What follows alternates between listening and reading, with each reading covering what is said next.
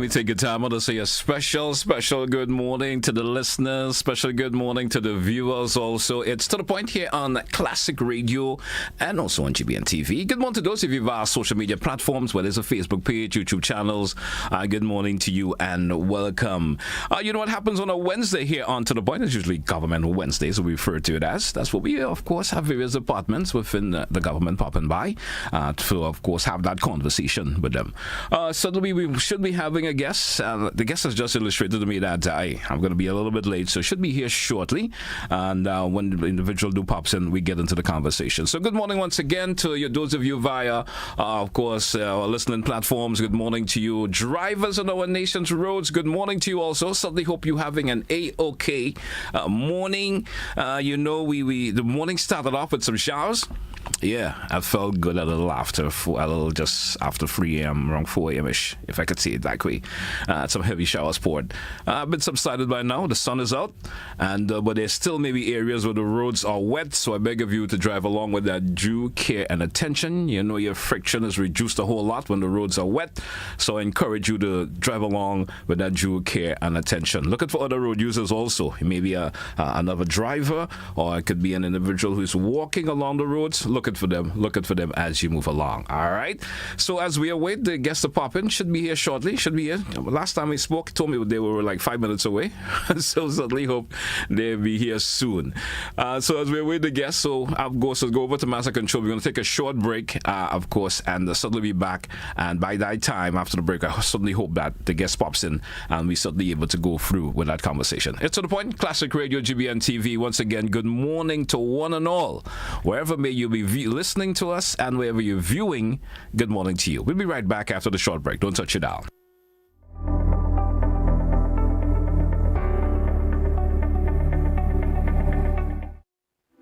Life doesn't stand still. It moves. It grows. It asks you to believe in what's next. Your first car. Owning your home.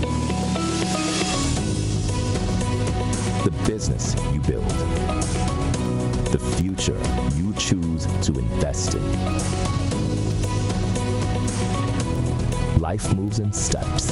When you're ready to take the next one, we're here to help you move forward with banking solutions designed for life. From vehicle financing and mortgages to education savings, credit solutions, and support for your growing business. Republic Bank, ready for life, every step.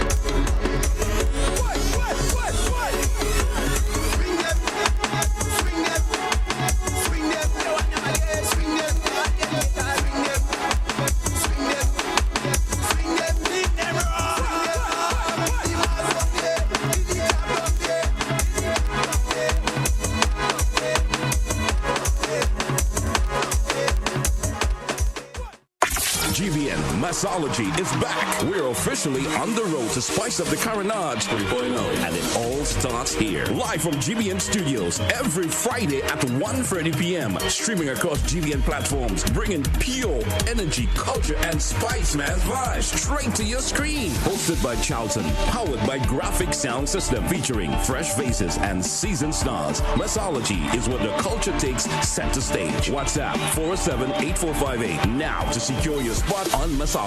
And don't miss the repeat broadcast at 8:30 p.m. This is Mixology, the heartbeat of Spice Mass. Don't miss it.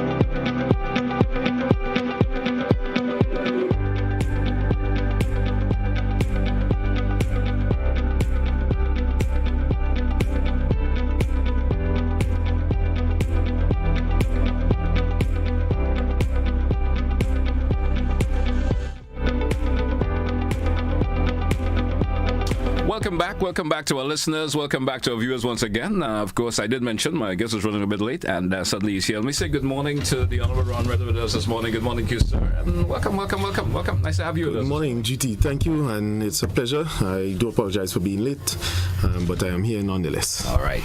Let's get the conversation rolling. We are a bit, of course, strapped for time already. You know, Yes. Time is crucial these days. Very much. We have just launched the NDC, I would say, have just launched the nationwide community visit to build the upcoming, of course, let me get that right for you. Let me get that information right for you. That upcoming manifesto directly inform, building it from the ground up, if I could say it in that particular way. How can everyday citizens, if I could start off that way, in the village, best prepare to share their ideas, and how would you ensure that the fishermen in Wharf, the farmers in St. Andrew feel their voice is genuinely reflected? Right. We can start it off that way. Well, I think essentially one of the things that we are doing, and it's called the People's Manifesto, is to have Grenadians participate in charting the course forward for the next 5 years for the village. And we stress village because too often, a policy might be handed down. We might say free tuition, but what if that village only have about 12 children, and therefore the majority might be seniors, and what they need is some kind of assistance, medical, otherwise, transportation, otherwise. And so giving them a voice and an opportunity to shape it is what is important. But I want to also make the point that what is different about this particular process is that you have an administration in place that does have the record for delivering.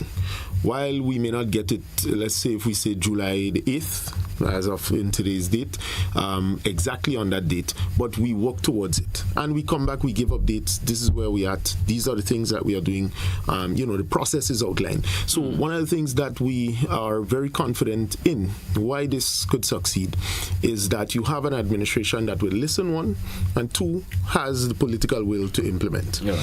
Critical. And so it is an opportunity for ordinary citizens to contribute to their development. Last night I was in Vendome, the Nativity Catholic School, right, also known as Vendome Primary School.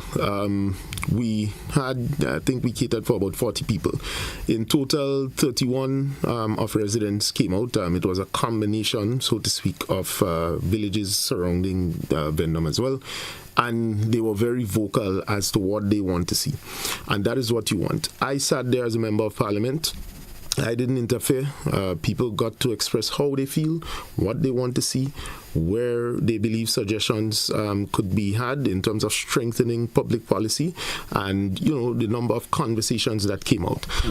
In total, 7 constituencies commenced yesterday for the operation known as People's Manifesto of the National Democratic Congress, and today another round will commence. All right, and then it will go into Thursday. So essentially, Tuesday, Wednesday, Thursdays are the days that we have highlighted or earmarked for the various meetings throughout the length and breadth of the country. All right. You emphasize a lot that this document will be from the ground up. Yeah. Now, can you share when I say specific examples of how ordinary citizens, the feedback, how it will directly shape that major policy in this particular manifesto? Well, we're documenting it, and I think the difference this time is not just question of attending a public meeting and sitting, answering, giving back feedback and so on right there and then, but we are documenting it so that we can compile this and put it into a final formatted version that we can then later present.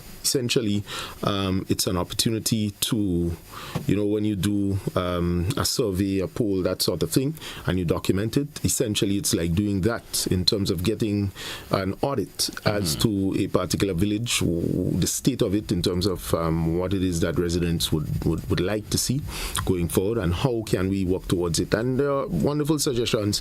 As I mentioned, the people who live in the villages, they experience the challenges, they experience the successes, they know what used to work, what is not working right now. And so the onus or interest is upon them to be able to talk and say what they think is best. And, a politician who might sit in an office is not always ideal to be the ones to bring forward the solutions. But it can be derived when you engage people, when you come about. And I can give an example, much like my situation here in Bolio. So the road, I have an update for that, which I hope I would get the opportunity to give a little later for the constituents. But in a sense, it's an opportunity to create the environment for the engagement and discussions and ideas to flow. Listening to villagers, shapes that constituency plan. Yes. And the returns that will always come. Can you walk our listeners through through how this interactive loop works in keeping politics in a transparent and community-led format? First off, let me talk a little about the NDC administration's overarching vision. Yeah. We want to institute constituency councils, right? So this is where we are going. And it's the beginning process, so to speak, of the interaction, engagement with residents and constituents all over the country, to be able to interact in a manner and fashion that is suitable for deriving suggestions, one, and two, one that we believe is timely because we would be in a position to create the National Democratic Congress's manifesto, and we want it to be a people's manifesto. Essentially, the process entails going to the meetings, attending, so that's the first opportunity. It's open to the general public. So I want to make this point. It is not NNP, NDC, it's not grounded in GLP a political organization. It's not grounded in that, right? Because the thing about it, GT, there's no one group in this country that has all the best ideas. Yes. Let's just put that on the table, and we believe this firmly.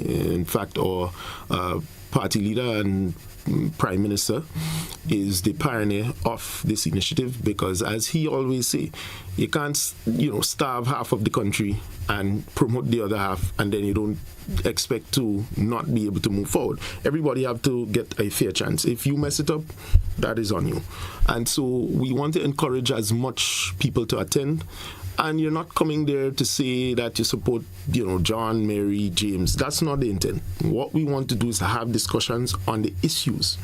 Because too often, people blame the politicians that they ain't talking about the issues much. But when we start to talk about the issues, people now want to talk about personal things and propaganda and so on. So we want to shift the culture a bit more.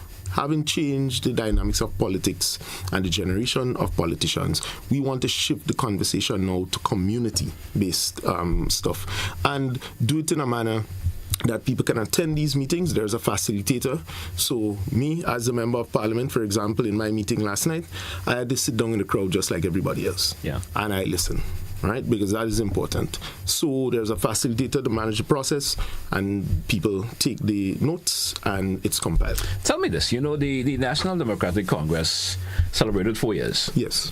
Since returning to government under the banner "The People, Progress and Performance."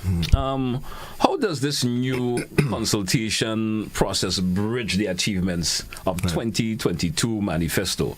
With the needs with the need of looking forward to the next 5 years. Right. Well, first off, the theme was stronger together. 4 years stronger, rather, you, me, us. And the you, me, us signifies where and how we want to continue governing. And in a sense, it bridges this initiative with the last 4 years that we are now in a position where we can consolidate. There were some obvious things that needed to be solved. So the people didn't have to say this. The pension, the minimum wage, labor relations, issues of that nature, which we have deliberately and, strategically go about resolving. But now where we need to take the transformation at a different level, it must be through the hands, eyes, ears, mouth of the people. And essentially, we accept that we are not in a position for ourselves. We are here to serve. Many of us we are not, looking for power and to stay for eternity and that sort of thing. We want to make our contribution. We want to serve our people as best as we can. And when the opportunity arises for somebody else to replace, we want to also set the foundation. So, we believe that the theme is critical and puts into perspective this question of the you, me, us, where all of us can go to a room, sit, listen to the ideas, share the ideas, accept it, document it, and then we return to present the final draft of the discussions. So we see it as a deliberate attempt on our part to genuinely foster the future, particularly the next 5 years, in this direct and genuine way. I would assume one of the top conversation you would hear in this consultation will be the high cost of living. I'm assuming that will be. Not necessarily. And in looking at the feedback, the truth about it is it was raised in terms of price control, for example. Yes. I can speak of my meeting. But it had to do more with the small shops. Yeah. The truth about it is that we have, I would say, people generally accept the fact that cost of living is something that is spiraling, but is not just something that we can treat with. It's not an immediate. It's not being caused by a specific policy or so. So one of the things that we have to do is fine-tune how can we improve our capacity in the local economy to be able to improve certain situations. Most of it is imported. That's the major problem that we have. When you look at energy costs, food prices, etc., most of this is imported. So they understand that. However, the administration is continuing to listen to the question of high cost of living and is committed to ensuring that we get something done.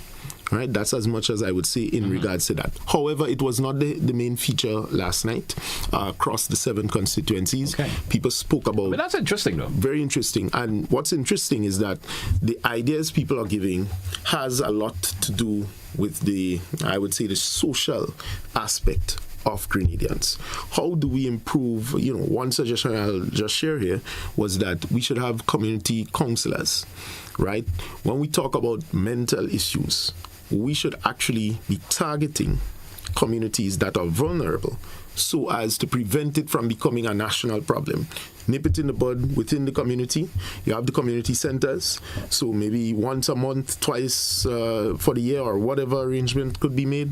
This counselor comes through. He, has a list of people he goes to, that sort of thing. He helps treat people who needs medication, that sort of thing. So making it a bit more direct rather than waiting for somebody, as the hospital situation, for example. Use it as the example. It's not until, you're really in pain, you're going on in the hospital. All the while you're good, you're drinking, you're relaxing. But it is to, in a sense, be preventive with some of these things. So there are really, really good ideas as to how we can transform society and make us a lot more progressive and impactful as a people. We recently saw that major agricultural push. Right. And such as that massive procurement and ginger reviving and so forth in the spice industry. How can the public and private sector work closer together with this new idea of the manifesto? You understand, to upscale the agro industry and creative, sustainable youth employment? Right, it's a good question, and I think honestly the start now is about the communities, but we will definitely be zeroing in on the sectors. I can tell you from the onset, having come in the last 4 years, getting a clear appreciation as to the situation, let's say, with agriculture, we understand that the question of transformation would not be able to happen overnight, and this is why we continue to stress transformation is not what the NDC administration alone does. It is what all of us collectively do to move the society forward. And so as it relates to agriculture, there are some key areas that has been identified by the Ministry of Agriculture that is now being pursued. And I can talk about improving the capacity to have the hatchery, national hatchery. So we'll start producing birds, the pineapples, soursop, white potato, so a number of crops have been, in a sense, been given the attention for scaling up. its production. This is deliberate because in order to combat the high input inflationary prices, we need to mass produce as well so that we can flood our markets with our local produce and then be able to drive the cost down and rely less on the imported stuff. So this is a deliberate strategy by this administration. But agriculture in and of itself cannot function just by way of government policy. We need farmers to be on board. We need the subsectors that, let's say, deals with business, private sector, community arrangements, wherever they may be farms. I went up on a farm on Monaco Estate, Lamode, just underneath the Puzzles the other day, I think Monday of this week. And I saw a fruit that seemed to be a blend between soursop and guava. Yeah. Right. Now, GT, I'm laughing because I never see that before. And I had a glimpse of it myself already too. So it's rather interesting. Very interesting. That was meshed together. That is the point. But the challenge is for that farmer to upscale, the road has to be fixed up there. Yes. And so, when you talk about farm roads and you talk about how we can be able to enhance production, we have to look at it from a holistic standpoint. So infrastructure has to be involved, maybe lands and survey, of course agriculture has to be involved to be able to improve the farmer's ability and capacity to turn out the production. So we believe that constant interaction, engagement, talking to people, getting an appreciation and an idea as to where we need to go, what the challenges are, is the answer to be able to fix in problems. But I also want to stress, because sometimes we need to manage expectations. To do the road there, for example, it won't happen overnight. It has to go through procurement. We have to get the Ministry of Legal Affairs involved. You have to make sure that lands and deeds are encroaching, etc., etc. So there are a number of things that has to be done before we can actually get to the construction. So understanding the process of government is also critical. Do we need to change it? I would say yes. I'm not a fan of all this tradition, which in my humble opinion is, in a sense, slowing down how we get stuff done. And we have seen that we could create faster ways to be able to get more done. The question of accountability, that's non-negotiable. You must be able to account for public funds. It's simple as that. So I had an example, a young man in my constituency. He has some business. He came to me asking for a loan. Not a loan, but assistance to help him pay his GDB loan. And I want to talk about these things so that you understand what a member of parliament goes through. And I said to him, the government can't do that. He then asked me to personally pay it. I said to him, no, I can't do that. You need to take responsibility. It's your loan. Then he asked for some tires, right? We were able to give him only 2 used tires because, as I said to him, and I repeat it here, when we have to choose between elderly for medical bills, etc., we just wouldn't be able to buy new tires for him. In any event, he was upset about that. But the point is, while he was there, based on the nature of the business he was doing, I said to him that he needs to diversify, go into farming. The type of vehicle you have the loan for is more suited for farming.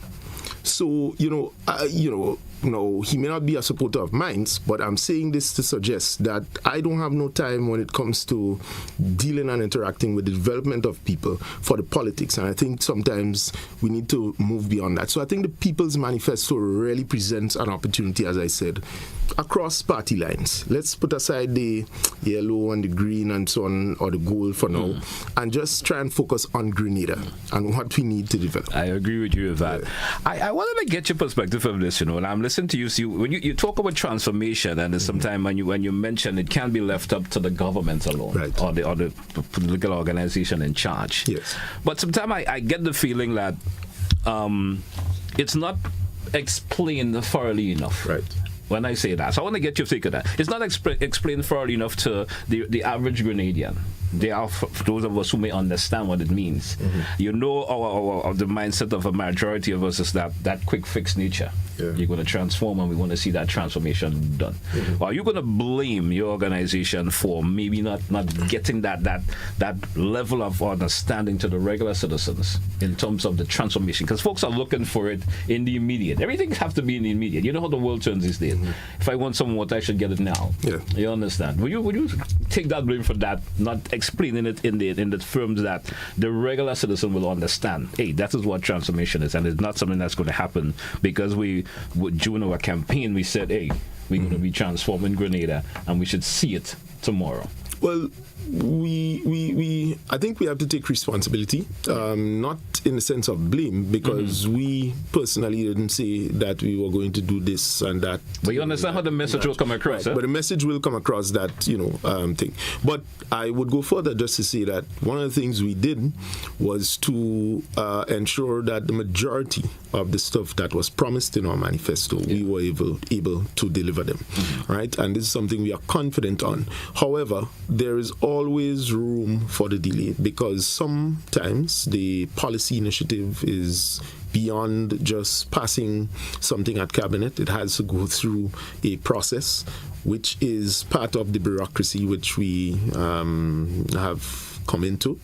That is a bureaucracy which I think needs to be enhanced because when we talk about public service, I think we need to find a faster way to solve problems in the country.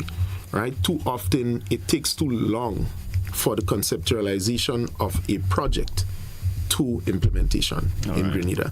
And if it is something it's flooding and so on, it just takes too long, right? My view is nowadays you have digital systems. Monies passing through must be accounted for. There are mechanisms and ways that we can have this accounted for and know that it's spent on this, spent on that, etc., without all these delays, and you had to wait 2 weeks. Why are you waiting 2 weeks? Somebody ain't signed it yet. You had to get this signature, etc., etc. Sometimes this bureaucracy just takes too long. So when we talk about that, I agree we have to take responsibility, but we also need our citizens to, in a sense, improve your ability to understand. Stop being misled, right? Stop being brought down a path where some people believe that all you need to do is to just get in power and everything will be fixed overnight. That is not true.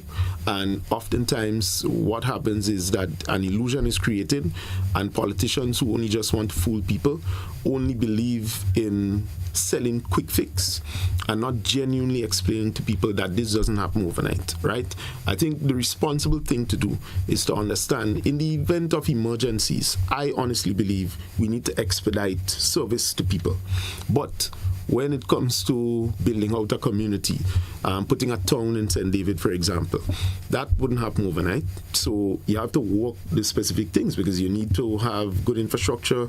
You need to ensure that the location is ideal, and you'll have to build out the investment that has to take place. It requires resources, in some instances, counterpart funding, so both from government and also maybe a loan or otherwise. So understanding the process, 4 years, I will say, is not enough. But where we sit, we are confident that we have done a lot. One of the things that we came into office to do was to try and reduce some of the silos. We have one government, and therefore, if there is an initiative to be pioneered that the government has laid down as a policy, or I would dare say mandate from cabinet, that has to be implemented, come hell or high water. That is the kind of mindset that we need to be able to transform society. All right, let me ask you this final question before the break.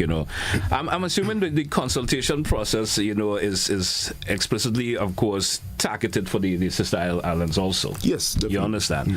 What specific framework would you say are being built into the People's Manifesto to ensure that their districts and economic and development needs are fully integrated also? That we referencing the folks of the sister islands of Carriacou and Petite Martinique. Right, definitely.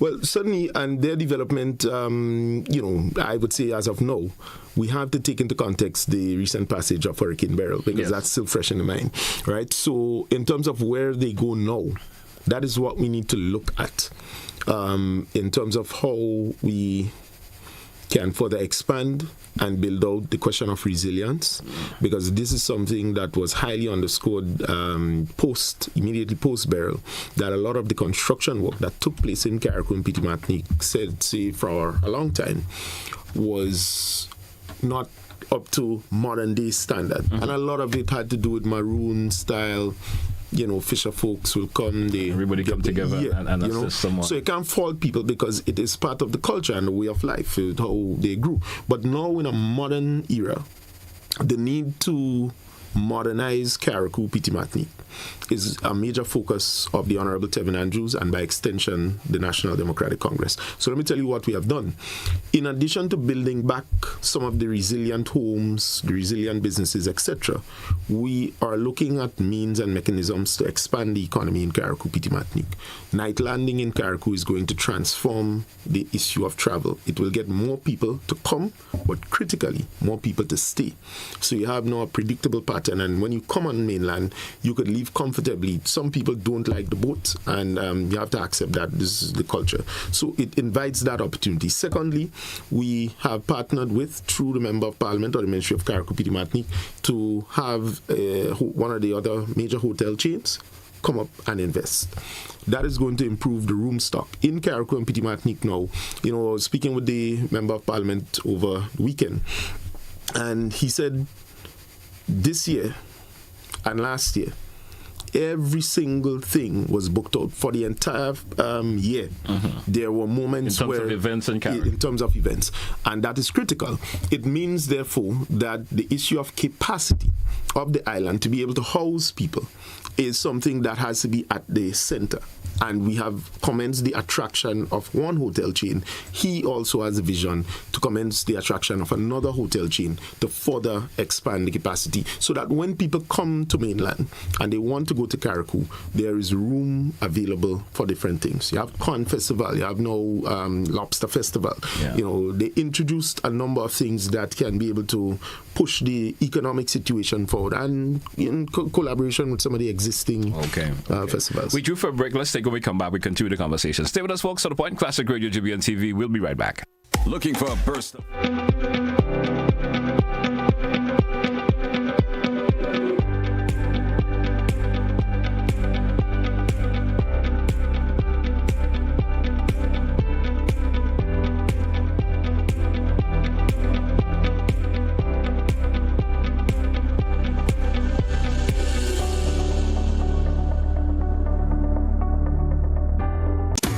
Carriacou and Pinty Martinique come out for a night of soca and pure island vibes as Short Priest celebrates his silver anniversary as a soca legend. 25 years of cultural excellence and stage performances featuring the man himself, Short Priest. It's the music, the mash up the mood. It's the music, the mash every west and still come back and mash everybody. Reigning groovy monarch, Mr. Golden. Mandela Links. Valine and Slata, all backed by Solid D Band. Sunday, July 12th at the Grenada Trade Center. Also performing live, the amazing and international Carriacou Culture Train Band, Looney Spark and Electrify, Temptress, a special surprise guest, and more. Hosted by Black Storm and MC Romel. Music by Grenada's top DJs. Tickets only $40, more at the door. Get your tickets now at Sasko's Bar, Grenville, Kittens Pharmacy, Wall Street, The Music Store, XL Plaza, Sing Shop, Latant, Grenada Optical, St. George, St. David's Pharmacy, and Go to Fet online. Short Priest Silver Anniversary, Sunday, July 12th at the Grenada Trade Center. Sponsored by Fly Life Entertainment Grenada, Classic Lighting, Ministry of Culture, Tourism, and Creative Economy. Short Priest Silver Jubilee. Don't miss it.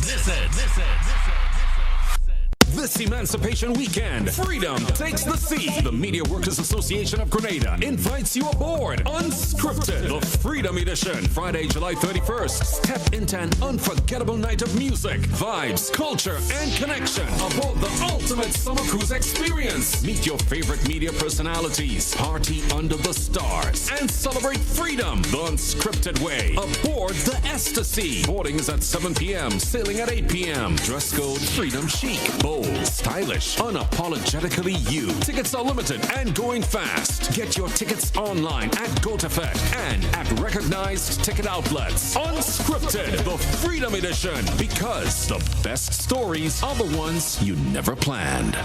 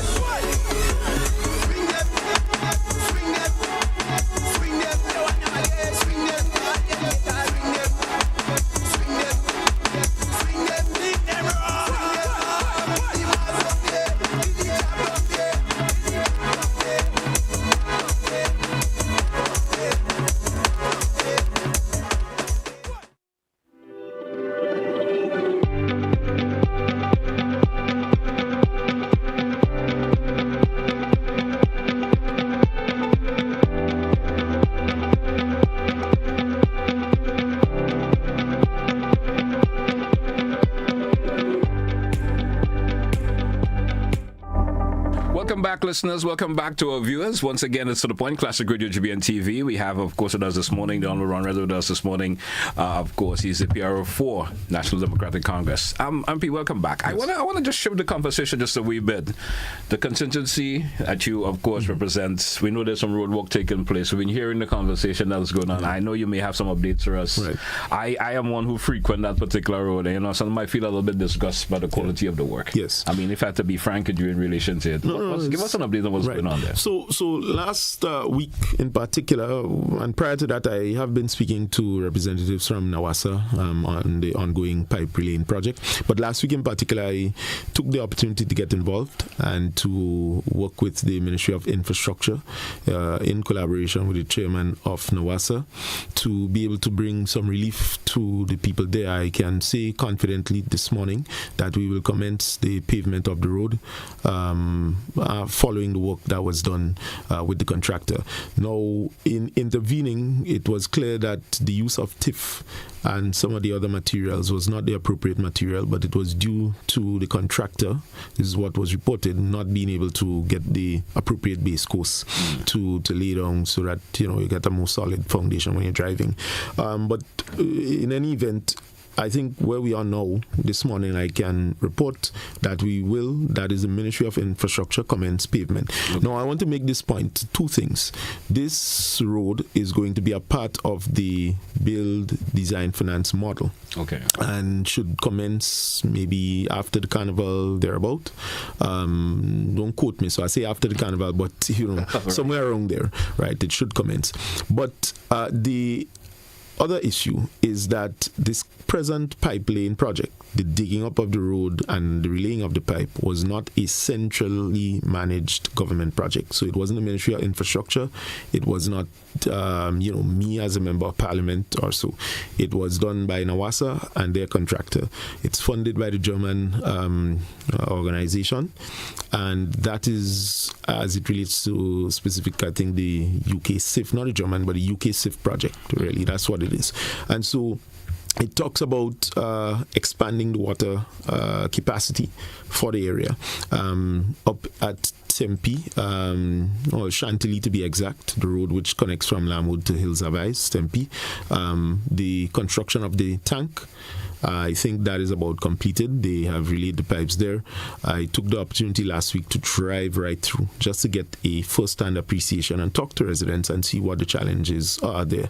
And I can report that, having heard the concerns, we have been able to mitigate in some instances for the challenges almost immediately. And I want to place on record that I think, you know, going forward is part of the conversation that we need to have. I think I mentioned it once or twice about the difference between outside contractors versus local contractors. I think some of our local contractors does excellent work. There's no question about that. Locally, I have worked with some of them in the constituency, the drains, the roads. You know, when you go and you look at it, spick and span. And it's very, very beautiful to look at after they finish. And also the flooding that they had to remedy, they were able to do so. But then there are some of our local contractors that needs to improve their game and their standard. My view is that once you recognize that you can't make it, you should try and reach out to people.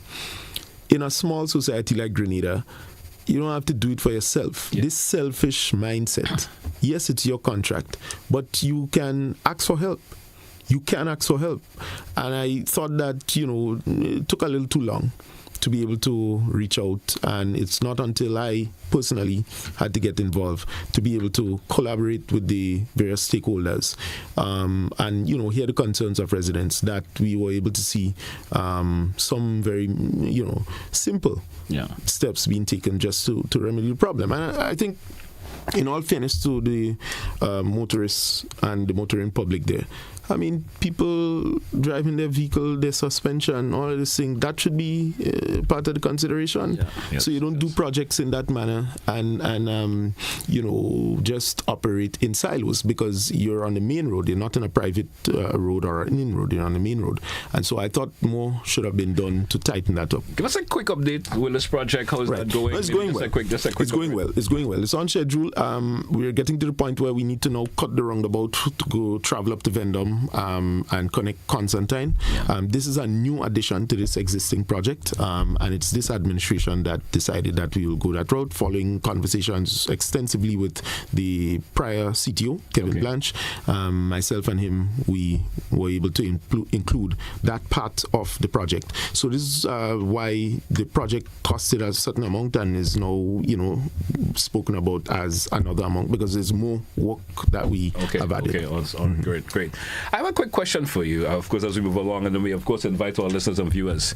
Let's get into some bit of the politics that's involved.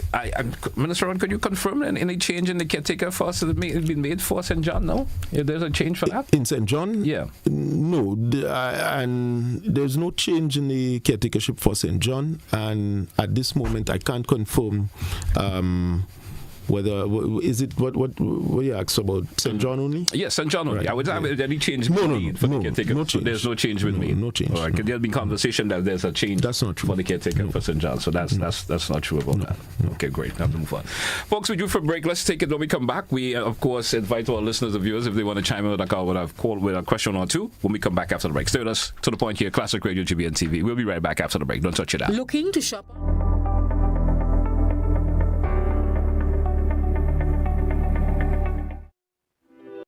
Hello Grenada, this is Blackadan.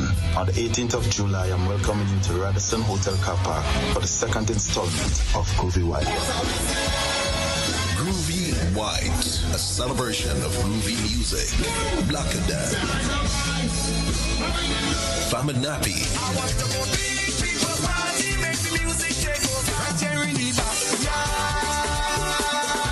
Nyla Blackman.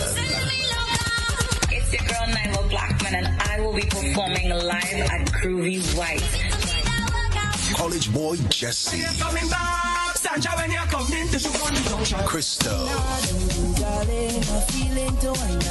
Alma boy, Angie boy, Happy boy, Inspector, Lavaman, Valine Mandela Links, Mr. Killer, Sabrina Francis, and Riggy Atmosphere. Grenadian host, VC, and live from Trinidad, Sunny Bling. General tickets, $100.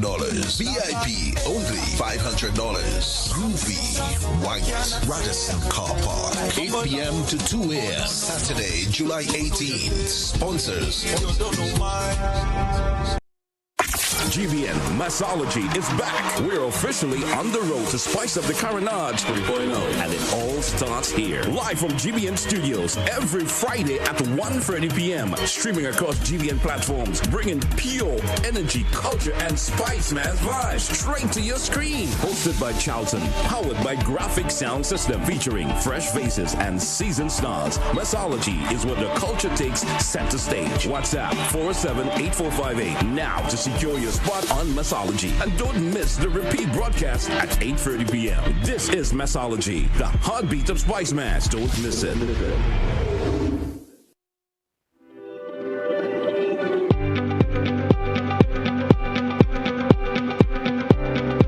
Hey everyone, here is an invitation to join me this and every Wednesday at 8:30 p.m. on GBN Television 711 K105 FM, our Facebook page and YouTube channel for Kaiso Talk.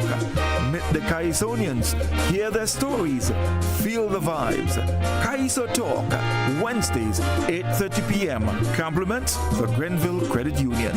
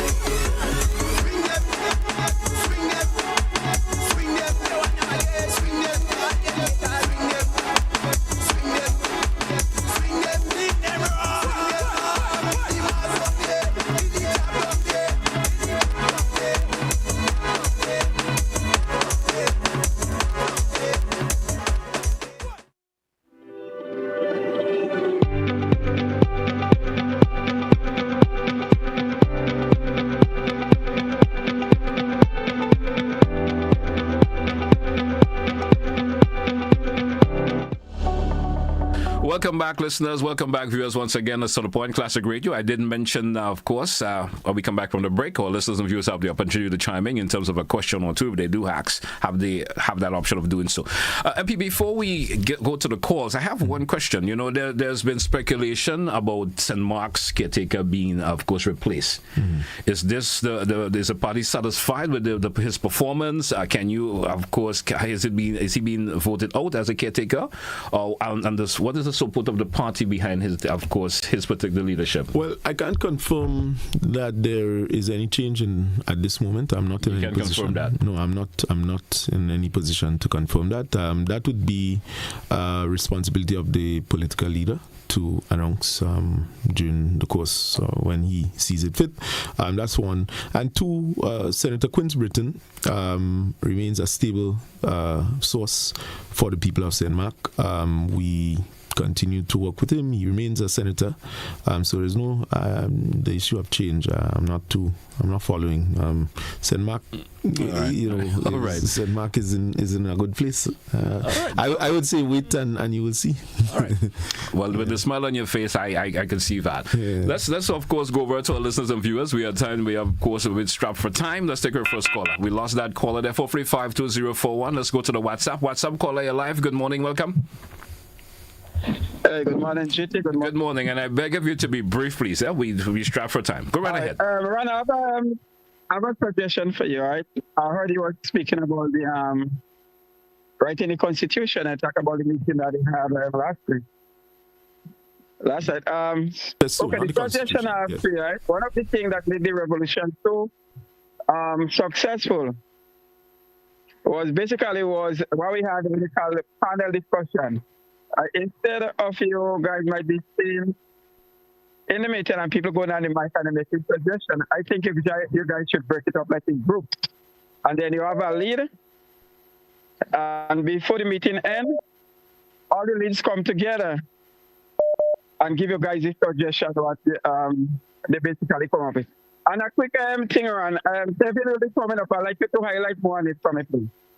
Thank you, caller. Thank you so much. Respond to the caller briefly. So Honorable Tevin Andrews has a visit in New York. I don't have the details right in front of me, but it's coming up, and I encourage all the supporters, members to turn out in their large numbers to greet and meet the Honorable Tevin Andrews as he continue to engage the diaspora. All right, we do have another caller. Caller, you're live. Good morning. Welcome. Great, Mr. Telesford. Thank you. Have a nice day, will you? You too, sir. Similarly to your guests. Just a brief observation. Your previous call, I think you're getting mixed up with Constitution and Manifesto. Be careful what you say, son. Now, let's go. Your guest said some very interesting things there this morning. But one of the last things he said was related to... I slipped me. Let me go straight to the point because that came in after I'd focused him. Mr. Gentleman, what was in it, Mr. Redhead? In recent times, there was a very prominent lawyer in this country, attorney, barrister, whatever you choose to call him, making some very explicit in the sense of being crystally clearly backed up with the laws of the country on a television screen about the manner of the acquisition of the lands for Project North Star Polaris. Question, have you heard the comments made by the gentleman? And what are your views on it, personal and from your party perspective? Can you? Thank you very much for what is worth. Have a nice day. Will you, gentlemen? Thank you, caller. Thank you very much. Thanks, Brother Rolo. Very briefly, yes, I have heard the comments, and I think they are grossly misunderstood in terms of his own understanding of it. Nobody is doing any hanky-panky. This is not any attempt. The individuals who have signed does not own it on their own. They are part of, and by virtue of their obligation or role or responsibility in the function of the state. But it is always debatable, and certainly if there's any area that is of major concern, I will encourage people like him and others to write officially, raise these matters, write the Prime Minister's office, you can write me if you need to, copy me on the email or so, and let's try and address it. All right. Caller via WhatsApp, you're live. Good morning. Quick question, morning, gentlemen. Morning, Comrade Ron. Quick question for you as the PRO of the party. Just be open and frank with us. What's going on in St. Mark's? Is Mr. Gans being considered as the potential candidate, or is Queen's Britain remaining as the potential candidate? Can you just be frank and open and let the nation know what is happening with that, Comrade Ron? Come on, be open now. Brother All, yes. So good morning. And let me just say that I am not in a position as the party's PRO to make that announcement. As I have said, the political leader, Prime Minister, Honorable Deacon Mitchell, will do so when he sees it fit. Okay.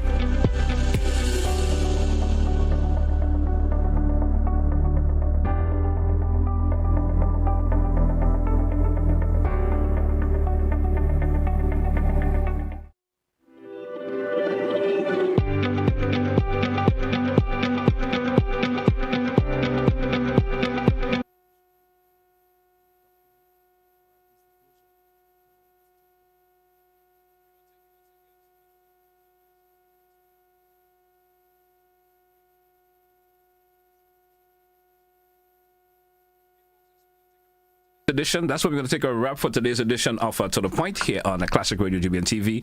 Until then, folks, have a good one. That's what we say goodbye.